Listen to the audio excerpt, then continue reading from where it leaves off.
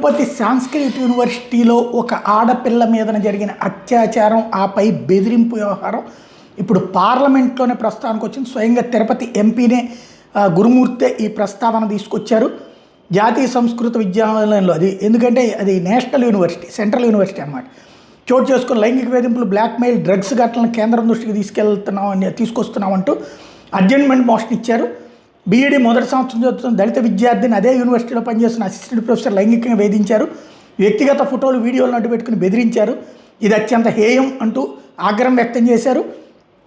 విద్యార్థులకు మార్గనిర్దేశం చేయాల్సిన గురువులు ఇట్లాంటి అనైతిక చర్యలకు పాల్పడడం తిరుపతి ప్రతిష్టను దెబ్బతీస్తోందంటూ ఎంపీ చెప్పుకొచ్చారు. వర్సిటీ హాస్టల్ తనిఖీల్లో 20 గంజాయి ప్యాకెట్లు బయటపడ్డాయట. అది ఇప్పుడు దాకా బయటికి రాలేదు. గురుమూర్తి పార్లమెంట్లో చెప్పేదాకా తెలియలేదు. క్యాంపస్ భద్రతా వ్యవస్థ పూర్తిగా విఫలమైందంటూ ఈ సందర్భంగా గురుమూర్తి ఆరోపించారు. సెంట్రల్ యూనివర్సిటీలో విద్యార్థులు మాదక ద్రవ్యాలకు లోనవడం అత్యంత ఆందోళనకరం. దీనివల్ల విద్యార్థుల భవిష్యత్తు ప్రమాదంలో పడుతుంది.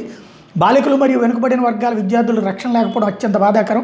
ఈ ఘటన మీద వెంటనే ఉన్నత స్థాయి విచారణ జరిపించి బాధ్యుల మీద కఠిన చర్యలు తీసుకోవాలి.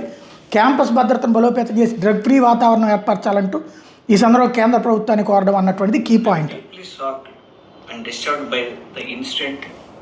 At National Sanskrit University in Tirupati, where a young woman student was sexually exploited by an assistant professor, Dr. Lakshman Kumar, and then blackmailed by another faculty member.